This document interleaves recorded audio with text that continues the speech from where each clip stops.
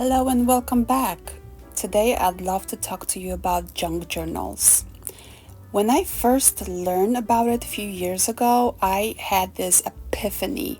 When I heard the word ephemera, I think like all of the years of shame just lifted because I love ephemera. I didn't know it had a name, but basically I love collecting little pieces of things, from travels, from happenings, from meeting someone, maybe an advertisement, random things that speak to me. I do collect it.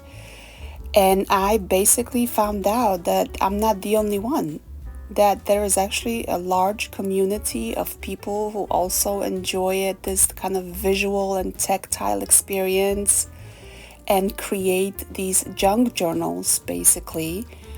And they have different styles now. Some people actually make specifically for junk journals things. Some people just put junk in it, like I am, and pieces of envelopes and stencils and these fake money things and stamps and all kinds of things you see in here. Envelopes are a big thing at this, and it became so much more for me than just a little space where to put my little whatevs in, because it became this space to have absolute freedom and experiment with different materials and really not care about what it would look like. And that really had changed and just gave me this newfound ways to experiment with my art, and I absolutely love it. See, there are holes in here because the paper is really not that thick, so it gave me these other ideas to cover it up.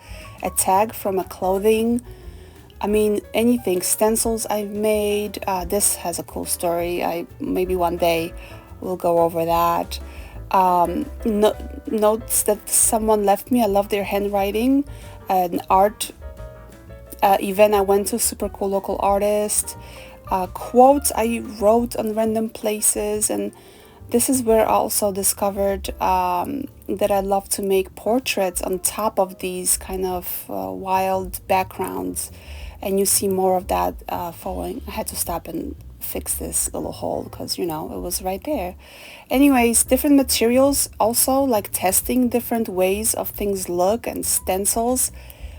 It just opened up this world for me. And this little guy has been like a companion when I'm painting, and also when I have extra extra paint left on the brush, I just put it on the page. I don't even, I wouldn't care. And then it just layers and becomes things. And then I glue, and then I draw, and it's just been so much fun that I highly, highly recommend. And this one I absolutely love, except that part right there. But I love this one. I think it was very successful. And I just want to share with you how much freedom it gave me to experiment, to try new supplies or techniques, to upcycle things, to collage. I love collage as a concept, but I don't use it in my work so much. And this gives me this way of just experiment with different materials. I just absolutely love it. This year everybody was giving me fake money. I don't know what's up with that.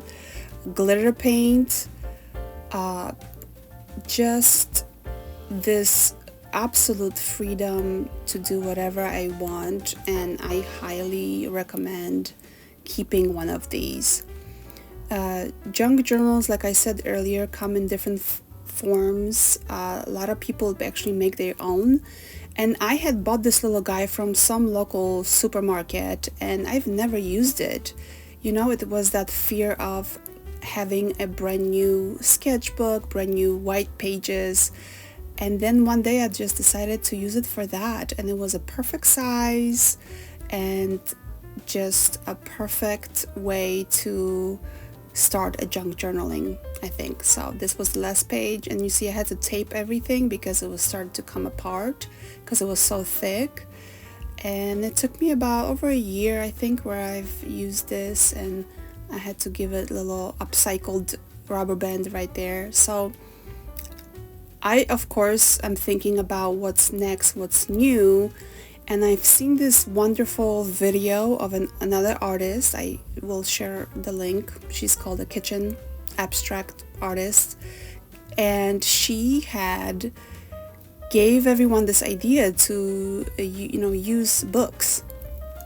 Of course, I had a fear of using brand new books, so I found this perfect thing which in a thrift shop, which is a foreign cookbook from like 70s. So that is my next book. And talk about inspiration, I love to pull some oracle cards. I have a nice collection, and a lot of times cards are relevant to what I'm going through, and they have these beautiful poetic descriptions and maybe insights that I love to draw inspiration from. And of course, the garden is my big inspiration, and sometimes even a tea tags like this one where you are unlimited, it says. So, a perfect moment to do a little tiny first spread in my brand new junk journal.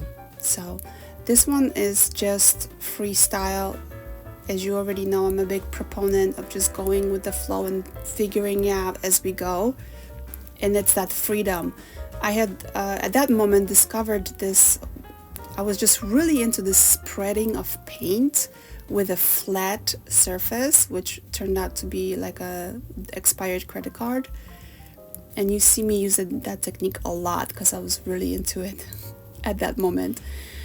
Anyways, also this is a great way of using your craft paint. I know that a lot of times you don't want to use your good paint, so to speak, and this is a great way of using your, things that are older and use them up, and at the same time experiment.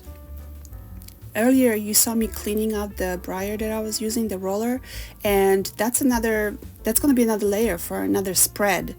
I did find out that those pages were thin, and I will have to glue two together to make it work properly. Anyways, this is a finished page. I glued that little saying to this bird-like, and I found a feather that I also sewn in here.